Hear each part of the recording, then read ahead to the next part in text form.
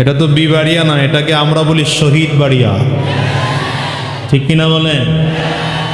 যেখানে বাতিলরা কখনোই মাথা চারা দিয়ে উঠতে পারে নাই এবং উঠতে পারবেও না ইনশাআল্লাহ। বিবাড়িয়া নিয়ে গোটা বিশ্বের, গোটা পৃথিবী, কথা বলেন না, বিবাড়িয়া নিয়ে গোটা পৃথিবীর মানুষ স্বপ্ন দেখে, বিশেষ করে বাংলাদেশের মানুষ বিবাড়িয়া নিয়ে স্বপ্ন দেখে। আমরাও দেখতে চাই আগামী দিনের ইসলামের পতাকা বিবাড়িয়ার থেকে আরম্ভ হবে ইনশাআল্লাহ। বিবাড়িয়ার মানুষগুলো ইসলাম প্রিয়, এরা দিন প্রিয়, কোরআন প্রিয়, ইসলামের ব্যাপারে কারো সাথে এরা আপোষ করতে জানে না, দিনের ব্যাপারে এরা কারো সাথে আপোষ করতে শেখে নাই। সুতরাং দিন ও ইসলামের ক্ষেত্রে এক ও অভিন্ন। এবং বাংলাদেশেও যদি কালিমার পতাকা উড্ডীন হয়, এটা আমার মনের আশা বিবাড়িয়া থেকেই প্রথম হবে। হাত তুলে, হাত তুলে, হাত তুলে বলেন ঠিক কিনা? আল্লাহ কবুল করুন, আমিন। আরো জোরে আওয়াজ দিয়ে আমিন বলেন। মাশাআল্লাহ। তো রব্বে করিম বলেন, আমার যে বান্দা আমি আল্লাহর রাস্তায় চলার জন্য চেষ্টা করে, মেহনত করে, ফিকির করে, আমি আল্লাহ তাআলা তাকে আমার রাস্তায় চলার জন্য পথ দেখিয়ে দেই। এই জন্য বান্দার কাজ হলো চেষ্টা করা। বলেন বান্দার কাজ কি? সফল হব কি হব না এই দায়িত্ব আপনার আমার না, সফলতা দেওয়ার দায়িত্ব কার? জোরে বলেন কার? আমার আপনার কাজ কি? চেষ্টা করা। কি চেষ্টা করব? গুনাহ থেকে বেঁচে থাকার চেষ্টা করব, নেকির কাজ করার ফিকির করব, চেষ্টা করব, ঠিক না? কোরআন ও সুন্নাহ অনুযায়ী নিজের জীবনকে সাজানোর চেষ্টা করব, নবীজির সুন্নাহ অনুযায়ী নিজের জীবনকে সাজানোর চেষ্টা করব। সর্বোপরি গোটা দেশে ইসলাম কায়েমের জন্য চেষ্টা, ফিকির আর মেহনত করব। এটা আপনার আমার দায়িত্ব। ভাই আপনারা সামনে বসে এত ইশারা দিয়েন না, আমি খুব ওই জেহেনে আমার ঝামেলা হয়।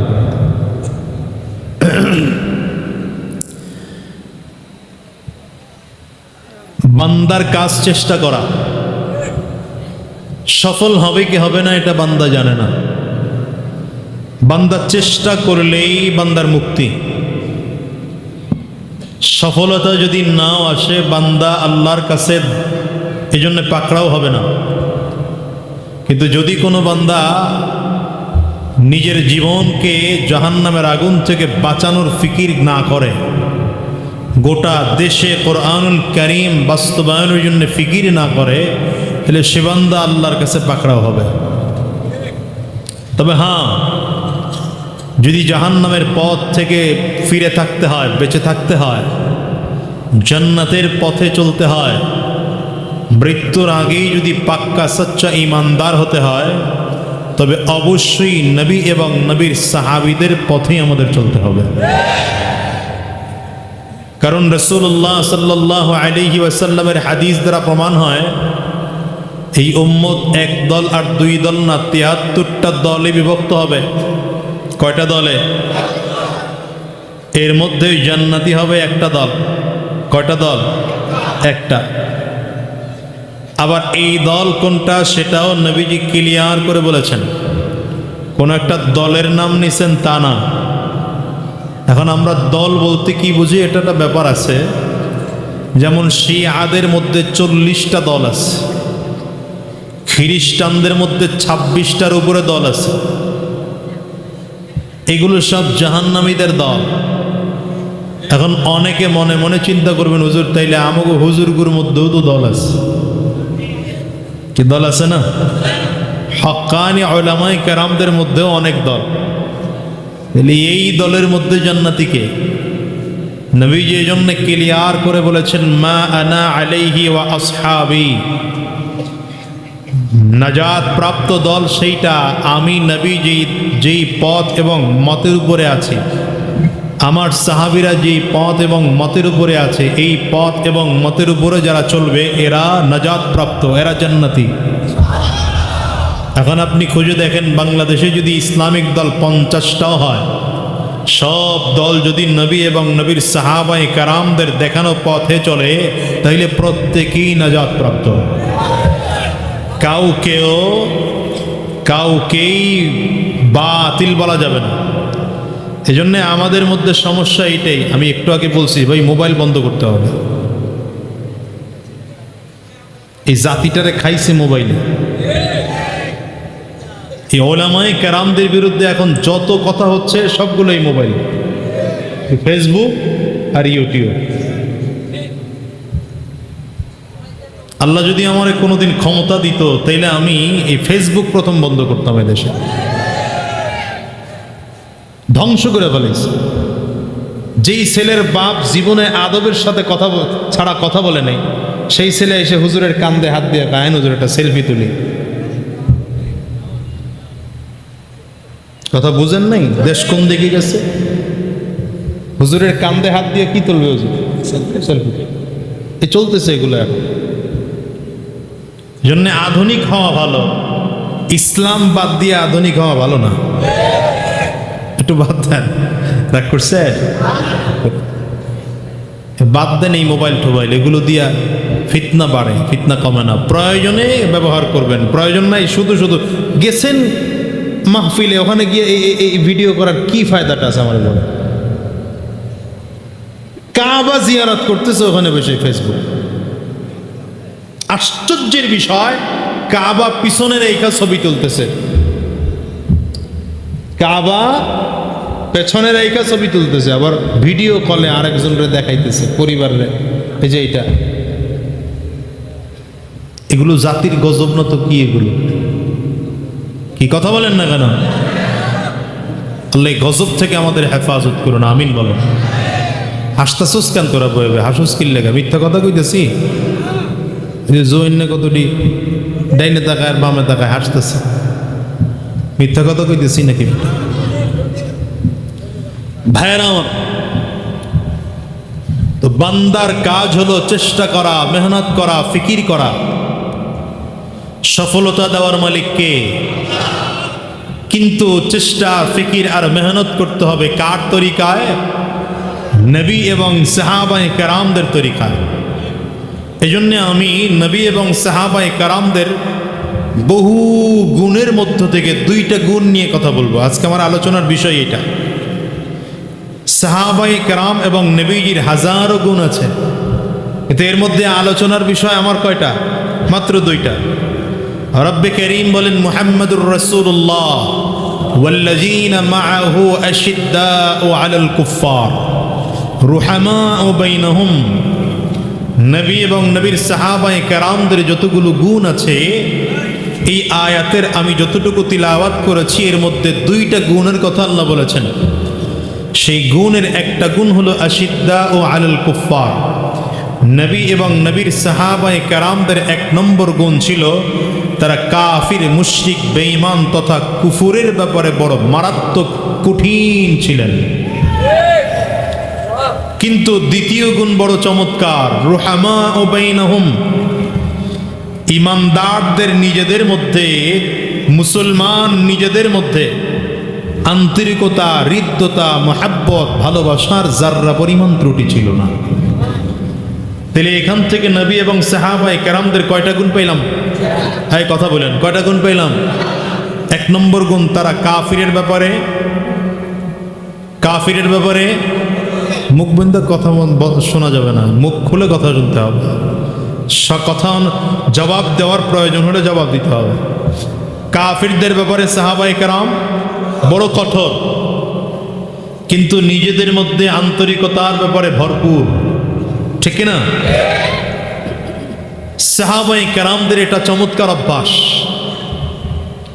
কুফরের ব্যাপারে আপোষহীন ছিলেন, শিরকের ব্যাপারে সাহাবায়ে কেরাম আপোষহীন ছিলেন। কিন্তু আবার যেই সাহাবীরা কাফির মুশরিকদের ক্ষেত্রে এত কঠোর, সেই সাহাবায়ে কেরাম যখন নিজেদের ব্যাপার হতো তখন এত হৃদ্যতা, এত নমনীয়তা, এত আন্তরিকতার ভাব দেখাতেন যে এর থেকে আন্তরিকতার বেশি হতে পারে না। যেমন বদরের যুদ্ধে আবু বকর সিদ্দিক রাদিয়াল্লাহু আনহুর ছেলে আব্দুর রহমান বিন আবু বকর বাবা যুদ্ধের ময়দানে হাজির হয়েছেন ইসলামের পক্ষে, ছেলে যুদ্ধের ময়দানে হাজির হয়েছেন বেঈমানদের পক্ষে। পরবর্তীতে কালিমা পড়ে মুসলমান হয়েছেন। আবু বকর সিদ্দিক রাদিয়াল্লাহু আনহুর সন্তান পরবর্তীতে কালিমা পড়ে মুসলমান হয়েছেন। আবু বকর সিদ্দিক কে, তার পরিচয় কি? নবীর হাতে হাত দিয়ে যিনি প্রথম কালিমা পড়ে মুসলমান হয়েছেন তিনি আবু বকর সিদ্দিক রাদিয়াল্লাহু আনহু।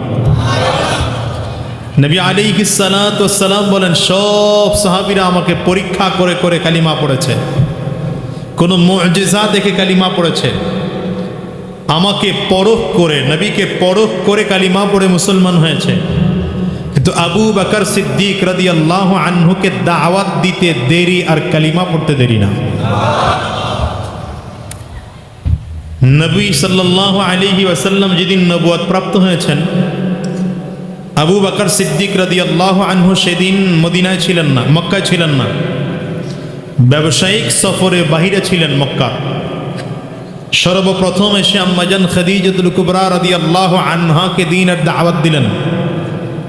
আম্মাজান খাদিজা কালিমা পড়ে মুসলমান হলেন। দ্বিতীয় দিন আবু বকর সিদ্দিক রাদিয়াল্লাহু আনহু এসে হাজির। নবী আলাইহিস সালাতু ওয়াস সালাম বললেন, আবু বকর আমি তো নবুয়ত প্রাপ্ত হলাম। আবু বকর সিদ্দিক রাদিয়াল্লাহু আনহু রাহমাতুল লিল আলামিনের দিকে তাকিয়ে আছেন। নবীজি শুধু এতটুকু কথা বলেছেন, আবু বকর 22 বছর আগের স্বপ্নে যাকে দেখেছ সেই নবী আমি মুহাম্মদুর রাসূলুল্লাহ। মানে 22 বছর আগের স্বপ্ন, মানে এটা কারণ আছে। নবীজির বয়স নবুয়ত প্রাপ্তির সময় কত? 40। নবীজির বয়স যখন 18 বছর ছিল, তার মানে কত বছর আগে? তখন আবু বকর সিদ্দিক রাদিয়াল্লাহু আনহুর বয়স 20 বছর, 2 বছর বেশি। কোন এক ব্যবসায়ী সফরে দুইজন একসাথেই চলতেছিলেন। রাত্রিবেলা তাঁবু টানিয়ে এক তাঁবুর নিচে দুজন ঘুমাচ্ছেন। আবু বকর সিদ্দিক রাদিয়াল্লাহু আনহু আছেন এবং নবীজিও আছেন। রাতের বেলা আবু বকর সিদ্দিক রাদিয়াল্লাহু আনহু স্বপ্ন দেখতেছেন যে আখিরি জামানার পয়গম্বর যিনি হবেন তার এই কিছু গুণ থাকবে। আবু বকর সিদ্দিক রাদিয়াল্লাহু আনহু আরও স্বপ্ন দেখলেন সেই নবীর প্রধান সহকারী যিনি হবেন তারও এই কিছু গুণ থাকবে। আবু বকর সিদ্দিক রাদিয়াল্লাহু আনহু বলেন, সেদিনকার নবীর যেই গুণ দেখানো হয়েছিল এবং নবীর প্রধান সহকারীর যেই গুণ দেখানো হয়েছিল সেটা একমাত্র আমার সাথে আর মুহাম্মদুর রাসূলুল্লাহর সাথেই মিল পাওয়া গেছে। তো তখন সন্দেহাত, এই জায়গাটা খালি কেন ভাই? বিবারিয়াতে নোয়াখালী কেন? কোনো সমস্যা ওখানে? আগে আসে, আগে ফাঁকটা বন্ধ করে। হ্যাঁ, ভিজা তো এখানে কোনো শুকনা দেওয়া যায় না? শুকনা ত্রিপাল আছে এক্সট্রা? ও আচ্ছা আচ্ছা, ঠিক আছে। তো এখন আবু বকর সিদ্দিক রাদিয়াল্লাহু আনহু সিদ্ধান্ত নিতে পারতেছেন না যে আসলে নবীকে, নবীর প্রধান সহকারীকে। কারণ আবু বকর সিদ্দিক রাদিয়াল্লাহু আনহু যেমন ইসলামের যুগেও আদর্শবান মানুষ ছিলেন, জাহিলি যুগেও আদর্শবান মানুষ ছিলেন। ইসলামের যুগে আবু বকর সিদ্দিক রাদিয়াল্লাহু আনহু যেমন দুর্নীতিমুক্ত মানুষ ছিলেন, সব থেকে আখলাকওয়ালা মানুষ ছিলেন, জাহিলি যুগেও, কুফুরের যুগেও আবু বকর সিদ্দিক রাদিয়াল্লাহু আনহু সব থেকে আখলাকওয়ালা মানুষ ছিলেন। এই স্বপ্ন দেখছেন আবু বকর যে নবীর গুণ এই আর নবীর প্রধান সহকারীর গুণ এই, কিন্তু স্বপ্ন কারো কাছে বলেনও নাই। এর মধ্যে 22 বছর পার হয়ে গেছেন। আজকে নবীজির সামনে দাঁড়িয়ে দাওয়াত দেওয়ার সাথে সাথে আবু বকর সিদ্দিক রাদিয়াল্লাহু আনহুর দিকে তাকিয়ে বললেন, আবু বকর এই যে স্বপ্ন দেখছিলা, স্বপ্নের সেই নবী আমি মুহাম্মদুর রাসূলুল্লাহ। আবু বকর সিদ্দিকের বুঝতে আর দেরি আছে যে স্বপ্নের খবর কারো কাছে বলি নাই, কেউ জানে না। কিন্তু নবীজি আজকে 22 বছর পরে সেই স্বপ্নের কথা মনে করিয়ে দিলেন কেমনে? হাত বাড়িয়ে দিয়েছেন, হুজুর আর দেরি করতে চাই না, কালিমা পড়িয়ে দেন, মুসলমান হয়ে যাব। আবু বকর সিদ্দিক রাদিয়াল্লাহু আনহু কালিমা পড়েছেন, মুসলমান হয়ে গেলেন। এই সর্বপ্রথম পুরুষদের মধ্যে কালিমা পড়নেওয়ালা মুসলমান আবু বকর সিদ্দিক রাদিয়াল্লাহু আনহু। প্রশ্নহীন কালিমা পড়নেওয়ালা মুসলমান আবু বকর সিদ্দিক রাদিয়াল্লাহু আনহু। কাবার সামনে দাঁড়িয়ে যিনি প্রথম খুতবা দিয়েছেন সেও আবু বকর সিদ্দিক রাদিয়াল্লাহু আনহু। নবীর জন্যে দরজায় পিঠ লাগিয়ে যিনি ঘুমান নাই তিনি আবু বকর সিদ্দিক রাদিয়াল্লাহু আনহু।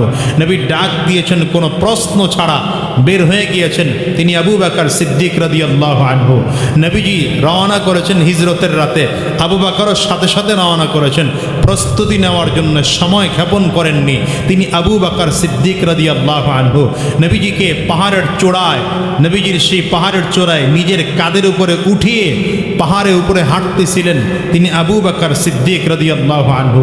নবীকে নিজের বিছানা চাদর ছিঁড়ে ছিদ্রগুলো বন্ধ করে পা বিছিয়ে নবীজির জন্য বিছানা করে দিয়েছেন তিনি আবু বকর সিদ্দিক রাদিয়াল্লাহু আনহু। এজন্যই উম্মতির পরে যখন গোটা নবীদেরকে জান্নাতে দেওয়া হবে, উম্মতদের সিরিয়াল চলে আসবে, সর্বপ্রথম আবু বকর সিদ্দিক রাদিয়াল্লাহু আনহুর জন্য জান্নাতের 8টা দরজা খুলে আবু বকর সিদ্দিককে ডাকা হবে, জান্নাতের দিকে ডাকা হবে। এবং ডাকা হবে নাম ধরে না, ডাকা হবে ইয়া আইয়াতুহান নাফসুল মুতমাইন্নাহ। নফসে মুতমাইন্নার নাম ধরে ডাকা হবে, ইয়া আইয়াতুহান নাফসুল মুতমাইন্নাহ ইরজিই ইলা রাব্বিকি রাদিয়াতাম মারদিয়া ফাদখুলি ফি ইবাদি ওয়াদখুলি জান্নাতি। ডাকা হবে আবু বকর সিদ্দিক রাদিয়াল্লাহু আনহুকে জান্নাতের দরজায় ডাকা হবে। ইনি হলেন আবু বকর। এই আবু বকর সিদ্দিক রাদিয়াল্লাহু আনহু যুদ্ধের ময়দানে আসছেন ইসলামের পক্ষে যুদ্ধ করার জন্য, আর তার ছেলে ইসলামের গেছে গওয়াজ বইলা গেছে, মনোযোগ নাই। আবু বকর সিদ্দিক আসছেন ইসলামের পক্ষে, আর তার ছেলে আব্দুর রহমান বিন আবু বকর আসছেন ইসলামের বিপক্ষে যুদ্ধ করার জন্য। কিন্তু যখন পরবর্তীতে কালিমা পড়ে মুসলমান হয়েছেন, ছেলে এখন বাবাকে ডেকে বলে, বাবা অমুক যুদ্ধে আমি তোমাকে এমন কাছে পেয়েছিলাম, আমি চাইলে তোমাকে জমিন থেকে শেষ করে দিতে পারতাম, কিন্তু জমিন থেকে শেষ করি নাই। কেন জানো? তুমি যে আমার বাবা, এই জন্য ছাড় দিছি। একে বলে সন্তান, বাবাকে বলতেছে। এখন আবু বকর সিদ্দিক রাদিয়াল্লাহু আনহু কি বলেন এটা বুঝার বিষয়। আবু বকর সিদ্দিক রাদিয়াল্লাহু আনহু বলেন, শোনো, তুমি তো আমাকে বাবা এজন্য ছাড় দিলা, কিন্তু তোমার কপাল ভালো যে আমি তোমাকে দেখি নাই। তোমার কপাল ভালো যে আমি তোমাকে দেখি নাই, কারণ আমি আবু বকর যদি দেখতাম যে তুমি আমার সন্তান হয়ে ইসলামের বিরুদ্ধে যুদ্ধ করার জন্য এসেছ, আবু জাহালের নেতৃত্বে, আবু লাহাবের নেতৃত্বে, অতবা শায়বার নেতৃত্বে বদরের প্রান্তরে হাজির হয়েছ, ইসলামকে জমিন থেকে শেষ করে দেওয়ার জন্য হাজির হয়েছ, হ্যাঁ জমিন থেকে কোরআনকে শেষ করে দেওয়ার জন্য হাজির হয়েছ, আমি বাবা হয়েও সন্তানকে 1% ছাড় দিতাম না। হ্যাঁ, ইসলামের থিওরি এটা, ইসলামের থিওরি এটা। এই যে হুজুররা এক একজনের বিরুদ্ধে কথা বলে, কেন হুজুররা এক একজনের বিরুদ্ধে কথা বলে? আচ্ছা, পীর সাহেব চরমনাইয়ের হুজুরদের এই প্রধানমন্ত্রী সাবেক যে ছিল, স্বৈরাচার বলেন আর যাই বলেন, এর বিরুদ্ধে কথা বলার প্রয়োজন কি ছিল বলেন তো? ওখানে যাওয়ার খুব লোভ লাগছে, কথা হাজুব করে বেরোস, কথা হয় না। হ্যাঁ, আল্লামা সাজিদুর রহমান সাহেব আপনাদের বিবাড়িয়ার সন্তান, কেন বলবেন প্রধানমন্ত্রীর বিরুদ্ধে? খুব লোভ লাগছে ওখানে যাওয়ার? না, হুজুরদের ওখানে যাওয়া লাগবে না। আল্লাহ হুজুরদের যে সম্মান দিয়ে রাখছেন, এর থেকে বেশি সম্মান আর লাগে না। এরপরও বিরুদ্ধে বলে কেন? বলে এই জন্যেই, ইসলামের থিওরি হলো যখনই ইসলামের বিরুদ্ধে কোনো কাজ করবে, সর্বপ্রথম প্রতিবাদ ওলামায়ে কেরামে করবেন, ওলামায়ে কেরামে করবেন। আর ওলামায়ে কেরামদের চিন্তার চেতনাও এটা, ইসলামের বিরুদ্ধে যদি আমার বাবা চলে যায়, বাবার বিরুদ্ধে কথা বলবো। ইসলামের বিরুদ্ধে যদি আমার সন্তান চলে যায়, সন্তানের বিরুদ্ধে কথা বলবো। ইসলামের বিরুদ্ধে যদি আমার ভাই চলে যায়, ভাইয়ের বিরুদ্ধে কথা বলবো। ইসলামের বিরুদ্ধে যদি দেশের কোনো মেম্বার চেয়ারম্যান চলে যায়, ওই মেম্বার চেয়ারম্যানের বিরুদ্ধে কথা বলবো। ইসলামের বিরুদ্ধে যদি কোনো এসপি, ডিসি, ওসি, এসআই চলে যায়, তাদের বিরুদ্ধে কথা বলবো। ইসলামের বিরুদ্ধে যদি কোনো মন্ত্রী চলে যায়, তাদের বিরুদ্ধে কথা বলবো। প্রধানমন্ত্রী, রাষ্ট্রপতি, সে যত বড় ক্ষমতাধার হোক, সেও যদি ইসলামের বিরুদ্ধে চলে যায়, আমার কথা তার বিরুদ্ধেই হবে, ইসলামের কথা তার বিরুদ্ধেই হবে। হাত তুলে বলো, হাত তুলে বলো, ঠিক কিনা?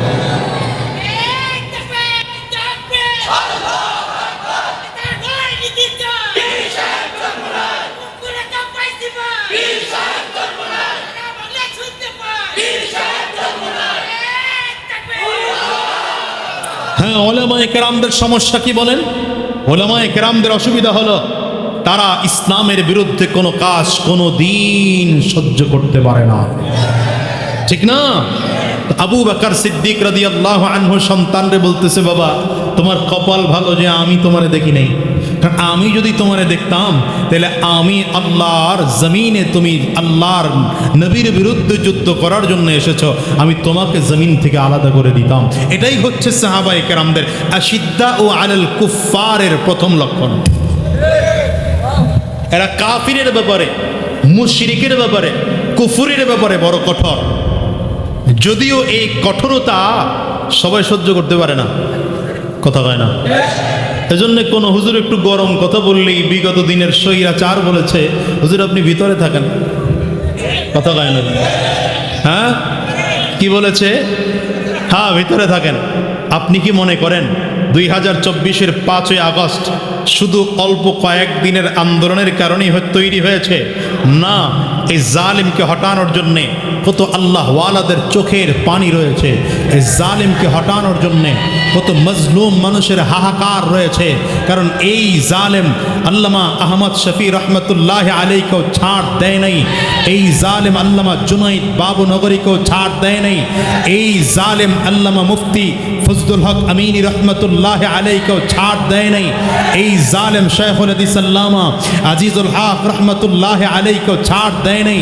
এই জালেম সৈয়দ ফজলুল করিম শেখ চরমনাই রহমতুল্লাহ আলাইকেও ছাড় দেয় নাই। এই জালেম আল্লামা মামুনুল হককেও ছাড় দেয় নাই। এই জালেম আল্লাহ সাজিদুর রহমান সাহেবকেও ছাড় দেয় নাই। এই জালেম আল্লামা খালিদ সাইফুল্লাহ আইয়ুবকেও ছাড় দেয় নাই। এই জালেম আল্লামা জুনায়েদ আল হাবিবকেও ছাড় দেয় নাই। এই জালেম শেখ চরমনাই মুফতি সৈয়দ ফয়জুল করিমকেও ছাড় দেয় নাই। এই জালেম পীর সাহেব চরমনাইকেও ছাড় দেয় নাই। জুলুমের মাত্রা এই জালিমের এত বেশি হয়ে গিয়েছিল, এত বেশি হয়ে গিয়েছিল যে নমরুদের মতো মশার কামড় যেমন ছোট, ছাত্রদের হাতে এই জালেমের বিতাড়িত এমন হয়েছে রাতের অন্ধকারে মামার দেশে পালিয়ে গিয়েছে।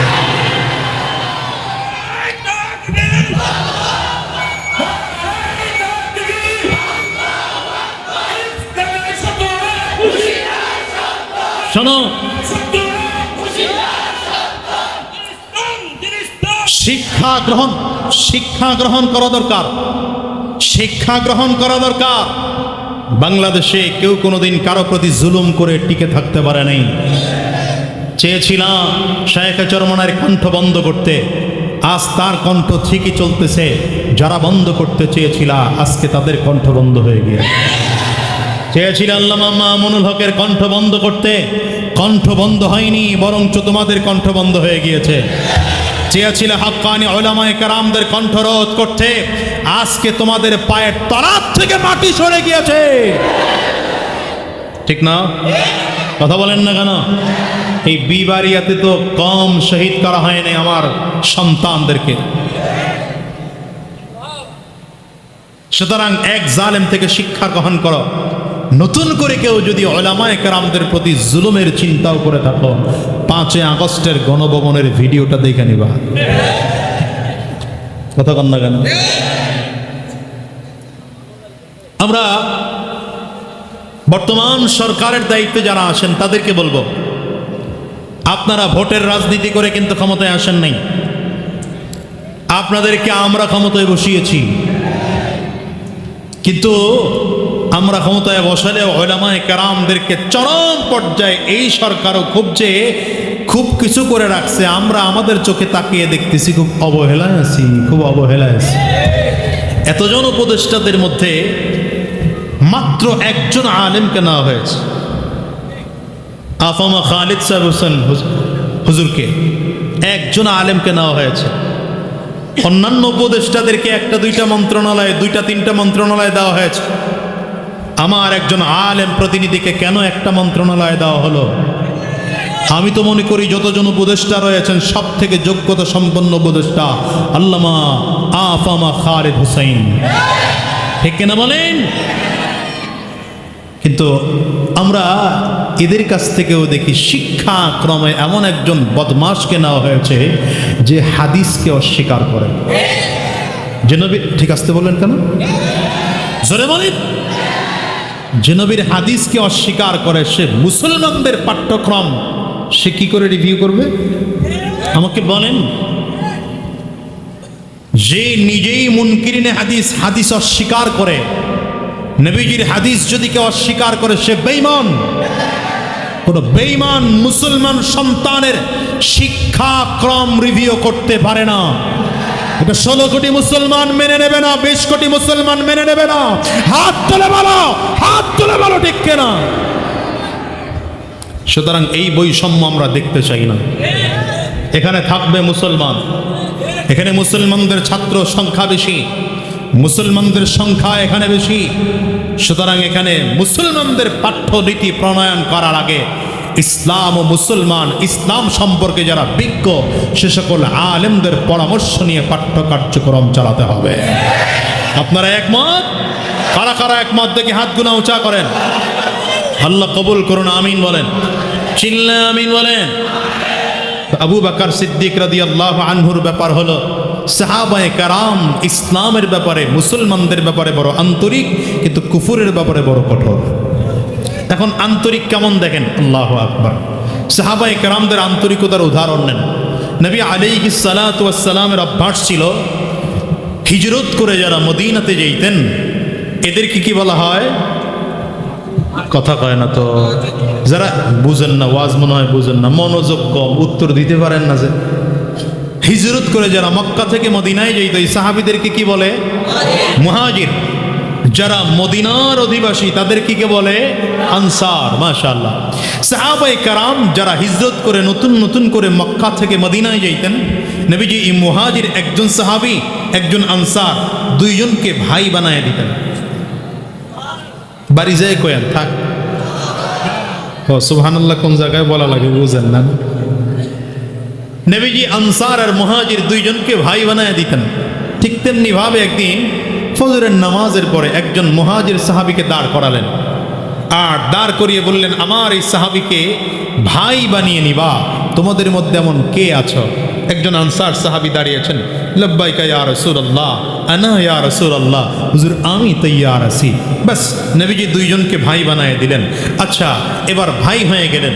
আশ্চর্যের বিষয়, বাসায় গিয়ে এই আনসার সাহাবীর স্ত্রী ছিলেন দুইজন, যেই দুইজনের মধ্যে যিনি সব থেকে সুন্দরী, যার গুণবতী যে সব থেকে বেশি, সে তার স্ত্রীকে তালাক দিলেন।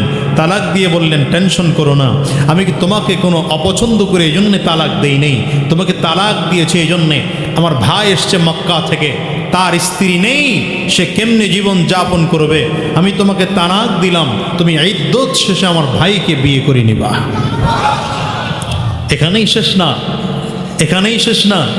নিজের ঘরকে সমানভাবে রশি দিয়ে সমান করে দুইটা ভাগ করলেন, একটা ডান পাশে বাম পাশে আরেকটা, দুইটা ভাগ করে এবার মুহাজির সাহাবীকে বললেন, ভাই এটা এতদিন আমার একার ঘর ছিল, আজকের থেকে আর একার ঘর নয়, আমি নিজে ভাগ করলাম, একটা ডান পাশে একটা বাম পাশে, কোন সাইড তুমি নিবা? তোমার পছন্দের সাইড তুমি আগে নাও, এরপরে আমার পছন্দের সাইড আমি নেব। মুহাজির সাহাবী আশ্চর্য হয়ে গেলেন, এ কেমন উদাহরণ, এটা কেমন আনসার সাহাবী, সহযোগিতা কাকে বলে? আল্লাহু আকবার।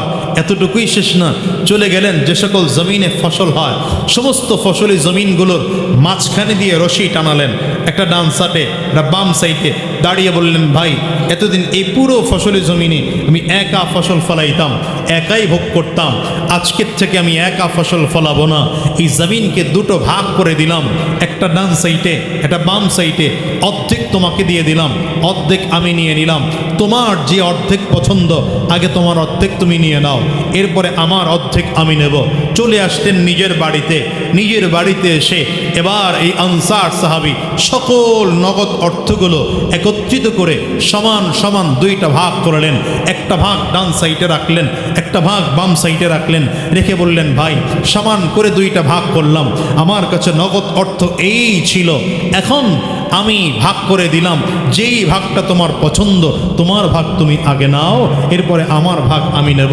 মুহাজির সাহাবী আশ্চর্য হয়ে জিজ্ঞাসা করলেন, ভাই আপনার সাথে আমার আজকে ফজরের আগ পর্যন্ত পরিচয় ছিল না, মাত্র ফজরের নামাজের পরে রাসূল আকরাম সাল্লাল্লাহু আলাইহি ওয়াসাল্লাম পরিচয় করিয়ে দিলেন, আর আপনি এতটা আন্তরিকতা দেখালেন, আপনার স্ত্রীকে আমার জন্য তালাক দিলেন, আপনার ঘর আমার জন্য অর্ধেক ভাগ করে দিলেন, আপনার জমি ফসলি জমি আমার জন্য অর্ধেক ভাগ করলেন, আপনার নগদ সম্পদ আমার জন্য অর্ধেক ভাগ করলেন, এত হৃদ্যতা আমার প্রতি দেখাচ্ছেন কেন?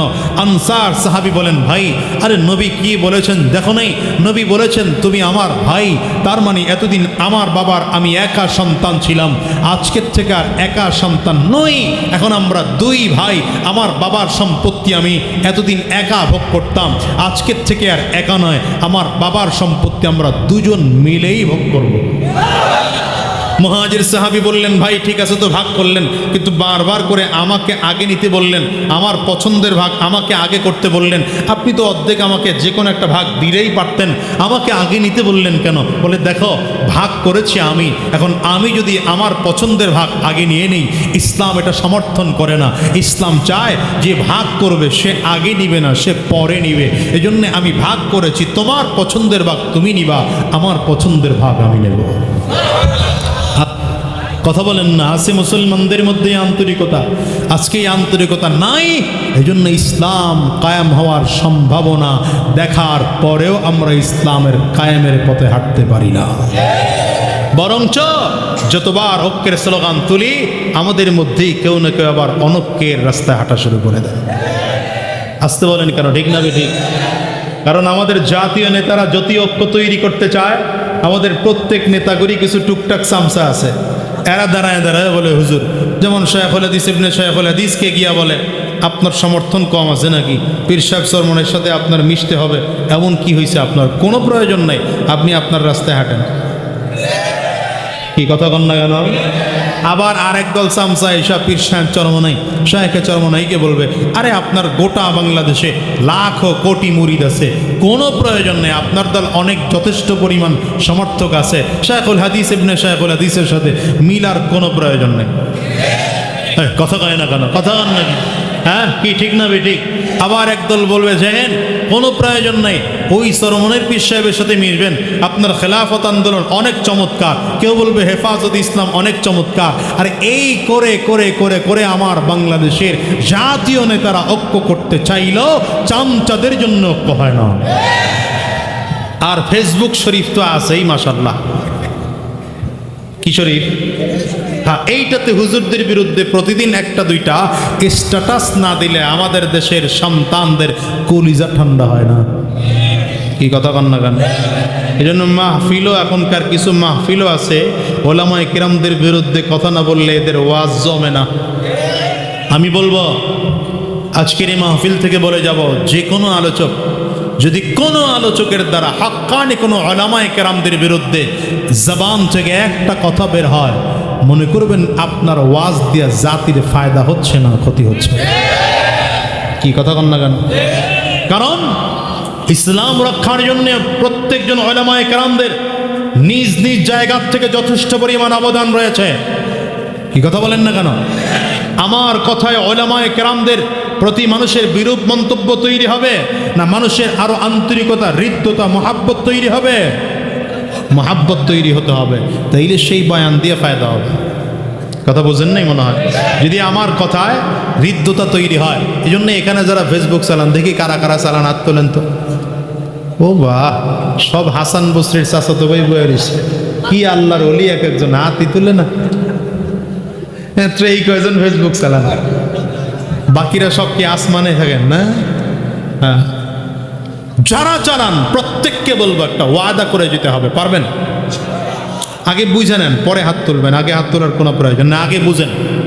আজকের থেকে একটা ওয়াদা করে যাবেন, হাক্কানি যত উলামায়ে কেরাম আছে, বর্তমান যুগের উলামায়ে কেরামদের ব্যাপারে কোনো লিখনি জেনে হোক না জেনে হোক, বুঝে হোক না বুঝে হোক, ইচ্ছায় হোক অনিচ্ছায় হোক, ফেসবুকে হোক গোপনে হোক প্রকাশ্যে হোক, লিখবেন না, বলবেন না। যারা পারবেন তারা হাত তুলবেন। মাশাআল্লাহ, এইবার বুঝা হাত উঠতেছে। মাশাআল্লাহ, হাত তুলেন, হাত তুলেন, তুলে রাখেন, হাত তুলে রাখেন। যারা বুঝবেন যে না আমরা উলামায়ে কেরামদের বিরুদ্ধে বলবো না, এই ওয়াদা করতে পারলে হাতগুলো তুলে রাখেন। আল্লাহ কবুল করে নাও, আল্লাহ কবুল করে নাও। চিৎকার করে কেন আমিন, আরো জোরে বলেন আমিন। কেন বললাম কথাটা জানেন? আমরা দেখতে পাচ্ছি বাংলার আকাশে কোরআনের পতাকা উঠতেছে। কথা বলেন না কেন? বাংলার আকাশে ইসলামের সূর্য উদয় দেখা যাচ্ছে। বাংলার বাতাস থেকে ইসলামের ঘেরান আসা শুরু হয়েছে। বাংলাদেশের যুবকেরা ইসলামের পক্ষে কথা বলতে শুরু করেছে। ইউনিভার্সিটি থেকে নারে তাকবীরের ধ্বনি, আল্লাহু আকবরের ধ্বনি উঠতেছে। ঠিক কিনা আওয়াজ করে বলেন। এই সময় উলামায়ে কেরামদের ঐক্য হওয়ার সময়, কে হেফাজত, কে চরমনাই, কে খেলাফত, কে যুব মজলিস, কে অমুক মজলিস দেখার প্রয়োজন নেই। ইসলামের স্বার্থে, কোরআনের স্বার্থে, দেশের স্বার্থে, মানবতার স্বার্থে এক ও অভিন্ন কাঁধে কাঁধ মিলিয়ে, হাতে হাত মিলিয়ে আমরা ইসলামের পক্ষে লড়তে চাই। প্রয়োজনে আরেকবার শাপলা চত্বর তৈরি করতে চাই, প্রয়োজনে আরেকবার 5 আগস্ট তৈরি করতে চাই, প্রয়োজনে রক্ত দেওয়ার দরকার হলে রক্ত দিতে তৈয়ার থাকবো। যদি জীবন দেওয়ার দরকার হয় জীবন দিতে প্রস্তুত। কারা কারা দুই হাত উঁচা করে?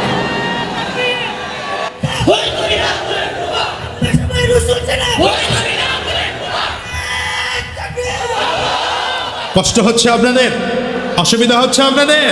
প্রিয় ভাইয়েরা, আরো একটি আবদার আমি করে যাব।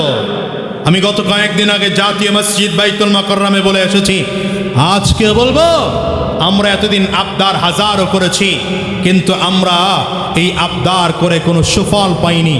আমরা নতুন করে আরেকটা আবদার করতে চাই, যে আবদার শেখুল ইসলাম আল্লামা আহমদ শফি রহমতুল্লাহ আলাইহির ছিল, যে আবদারটা ফজলুল হক আমিনী রহমতুল্লাহ আলাইহির ছিল, যে আবদারটা শেখুল ইসলামা আজিজুল হক রহমতুল্লাহ আলাইহির ছিল, যে আবদার শেখ চরমনাই রহমতুল্লাহ আলাইহির ছিল, সে আবদার হলো এই বাংলার জমিনে আমার নবী শেষ নবী, আর কেউ নবী দাবি করতে পারবে না। এটাকেও সংবিধানে নতুন করে সংশোধন করে আইন পাশ করতে হবে। এর পাশাপাশি আরেকটি জোর দাবি জানাবো, আমরা বিগত দিনে দেখেছি বঙ্গবন্ধুর বিরুদ্ধে কেউ কথা বললে তার জন্য শাস্তির ব্যবস্থা আছে, প্রধানমন্ত্রীর বিরুদ্ধে কথা বললে তার ব্যাপারে শাস্তির ব্যবস্থা আছে, কিন্তু আমার নবীকে কেউ গালি দিলে তার ব্যাপারে কোনো শাস্তির ব্যবস্থা আমার সংবিধানে নেই। আমরা নতুন করে বলবো, যাকে ধর্ম উপদেষ্টা পেয়েছি, আমাদের কলিজার মানুষ, আমাদের প্রাণের মানুষ, ধর্ম উপদেষ্টার মাধ্যমে সরকারের কাছে নতুন করে আবদার জানাবো। 16 কোটি প্রাণপ্রিয় মুসলমানদের আবদার, 20 কোটি জনতার আবদার, এই বাংলার জমিনে যারা আমার নবীকে চরিত্রহীন বলে গালি দেবে, যারা আমার নবীকে যারা চরিত্রহীন বলে গালি দেবে, আমার নবীকে যারা লুচ্চা নবী বলে গালি দিবে, আমার নবীর চরিত্র নিয়ে যারা কথা বলবে, ইসলামের বিরুদ্ধে যারা কথা বলবে, কোরআনের বিরুদ্ধে যারা কথা বলবে, ওদের ফাঁসির রায়ের আইন পাশ করে বাংলাদেশের সংবিধান সংশোধন করতে হবে। একবার কারা কারা হাত উঁচা করে আরেকবার দেখাও।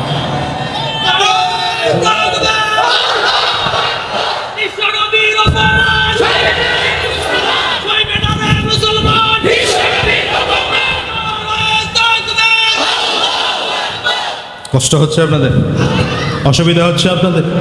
সাহাবায়ে কেরামদের যতগুলো গুণ, তার মধ্যে কয়টা গুণ নিয়ে কথা বলছি? 1 নম্বর, কাফিরদের ব্যাপারে এই মনে রাখতে হবে, মুখস্থ রাখতে হবে, ওয়াজ মুখস্থ করে যাবেন। কাফিরদের ব্যাপারে বড় কঠোর, ইমানদারদের ব্যাপারে বড় বিনয়ী। আরে এত নম্রতা, এত হৃদ্যতা, এত আন্তরিকতা, এত মুহাব্বত যুদ্ধের ময়দানে প্রচণ্ড আঘাত প্রাপ্ত হয়ে শহীদ হয়ে যাবেন, জমিন থেকে বিদায় নিয়ে যাচ্ছেন। আল আতাস, আতাস বলে চিৎকার করতেছেন, পানি আর পিপাসার কারণে চিৎকার করতেছেন। পেয়ালা সামনে নেওয়া হলো, সামনে নেয়ার সাথে সাথে দেখা যাচ্ছে আরেকজন ভাই পানি পানি বলে চিৎকার করেছেন। আল্লাহর নবীর সাহাবী পেয়ালা সরিয়ে দিয়ে বললেন, ভাই আমাকে না, আমার ভাইকে পানি পান করাও, মনে হয় আমার ভাই আমার চেয়ে বেশি পিপাসার্থ।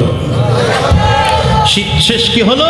প্রত্যেকজন সাহাবী পানি পান না করেই জমিন থেকে বিদায় হয়ে গেল। একজন সাহাবীও পানি পান করতে পারলেন না, কিন্তু ভাইয়ের স্বার্থ যার্রা পরিমাণও ক্ষুণ্ণ হতে দেন নাই। আজকে আমাদের মুসলমানদের হলো কি? মুসলমানদের আন্তরিকতা গেল কোথায়? মুসলমানদের হৃদ্যতা গেল কোথায়? আজকে মুসলমান টুপি দেখা মোহাব্বত করে, কথা বল না কেন? যদি দেখে টুপির সাথে টুপির মিলে, তাহলে হুজুরের ওয়াজ ভালো, টুপি মিলে না তো মোহাব্বতের জায়গা থাকে না। কথা বলেন না কেন? কথা বলেন না কেন? যদি পাঁচকলকির শ্রোতা বেশি থাকে তাহলে গোল টুপিওয়ালার ওয়াজ ভালো লাগে না, আবার গোল টুপির শ্রোতা বেশি থাকলে পাঁচকলকি হুজুরের ওয়াজ ভালো লাগে না। তাই কথা বলেন না, ঠিক কিনা বেঠিক? আমাদের মধ্যে আজকের থেকে এই পার্থক্যটুকু থাকতে পারবে না।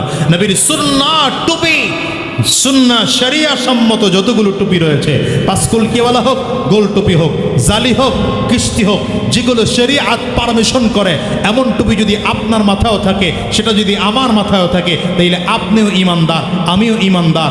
আপনার মুখেও দাঁড়িয়ে আছে, আমার মুখেও দাঁড়িয়ে আছে। আপনিও আল্লাহকে রব মানেন, আমিও আল্লাহকে রব মানি। আপনিও নবীকে নবী মানেন, আমিও নবীকে নবী মানি। আপনিও কাবাকে কিবলা মনে করেন, আমিও কাবাকে কিবলা মনে করি। আপনিও দেশে ইসলাম কায়েম করতে চান, আমিও দেশে ইসলাম কায়েম করতে চাই। আরে আপনার আমার মধ্যে কোনো পার্থক্য নাই। আমি আর আপনি দল যা হোক না কেন, দেশের স্বার্থে, ইসলামের স্বার্থে, কোরআনের স্বার্থে, মানবতার স্বার্থে কাঁধে কাঁধ মিলিয়ে চলবো, হাতে হাত মিলিয়ে রাজপথে একসাথে নামবো ইনশাআল্লাহ। সময় এসেছে, সময় এসেছে। সুতরাং দু চারটা চামচার কথায় যেন এই ঐক্য নষ্ট হয়ে না যায়, ঠিক কিনা বলেন? প্রিয় ভাইয়েরা আমার, আলোচনার পরে আলোচনা, আলোচনার পরে আলোচনা, এত সমালোচনা করে জীবনটা তৈরি করেছেন কি? সমালোচনায় কখনো সমাধান আসেনি। সমালোচনা করতে হয়, কোনো আলেমের ভুল ধরা পড়েছে, আলেমের কাছে যান, সাক্ষাৎ করেন। আরে ওলামা ইকরাম তো এত সিকিউরিটি গার্ড নিয়েও থাকেন না, এত অপশন টপশন নিয়ে থাকেন না। যান না ওলামা ইকরামের কাছে ডাইরেক্ট গিয়ে বলেন, হুজুর এই 4টা 5টা ভুল আপনার মধ্যে দেখা যায়, একটু সংশোধন করলে সুন্দর হয়। 2 4 5 10 বার 20 বার যাওয়ার পরেও যদি দেখেন গুরুত্ব দেয় নেই, তখন আপনি বললেন একবারেও যান নাই, জীবনে দেখাও হয় নাই, আপনি বিরোধিতা আরম্ভ করলেন। এটা কোন ইনসাফ ভাই? ও এখন ঠিক কেউ কইবেন না, না আসল কথায় হাত পড়ে গেছে গা। একবারের জন্য কোনো আলেমের কাছে যান নাই, তাকে সংশোধন করার ফিকিরও করেন নাই। আপনি খালি খালি ওয়াজ মাহফিল ওটা চিল্লা চিল্লি লাগাইছেন, মতলব কি আপনার? উদ্দেশ্য কি আপনার বলেন? আপনার উদ্দেশ্য ভালো না, আপনি ইসলামের ফাটল তৈরি করতে চান। তা আমরা তো তাকায় দেখি ইসলামের ফাটল তৈরি করছে মাজার পূজারীরা, ইসলামের ফাটল তৈরি করছে মিলাদ পড়নেওয়ালারা। কথা বলেন না কেন? ইসলামের ফাটল তৈরি করছে ওই আমিন জোরে বলার ফতুয়া দিয়া এইওয়ালারা, আলাদা মসজিদ তৈরি কইরা। তা আপনিও কি তাদের দলের সদস্য নাকি যে ইসলামের ঐক্য নষ্ট করতে চান? সুতরাং ঐক্য নষ্ট করবো না, ঐক্যের পথে চলবো। বলেন না, ঐক্য নষ্ট করবো না, ঐক্যের পথে চলবো। এই একটা জায়গায় একত্রিত হন, মুসলমানদের ব্যাপারে আন্তরিকতা, হৃদ্যতা, মহাব্বত, ভালোবাসা বাড়িয়ে দেন, কাফিরদের ব্যাপারে কঠোর হয়ে যান, দেখবেন ঐক্য কেমনে তৈরি হয়। আমরা নিজেদের ব্যাপারে নিজেরা কঠোর, বেঈমানদের বিরুদ্ধে আমরা কথা বলতে পারি নাই, সন্ত্রাসীদের বিরুদ্ধে আমরা কথা বলতে পারি নাই, নাস্তিকদের বিরুদ্ধে আমরা কথা বলতে পারি নাই, কিন্তু নিজেদের মধ্যে একটু চুল এদিক সেদিক হয়ে গেলে বাস শুরু হয়ে যায় বিশাল হুঙ্কার। আল্লাহ জাতির হেফাজত করুন, আমিন কোন। একটু ভালো করে চাপ দিয়া আমিন কোন, আমিন কোন ভালো করে। এতদিন আপনাদের জন্য আমরা হুজুররা বহুত দোয়া করছি, এখন আপনারা একটু আমাকে হুজুরদের জন্য দোয়া করেন। আমিনও পায় না, দেখছেন আইলশা জাতি জোরে বলেন আমিন।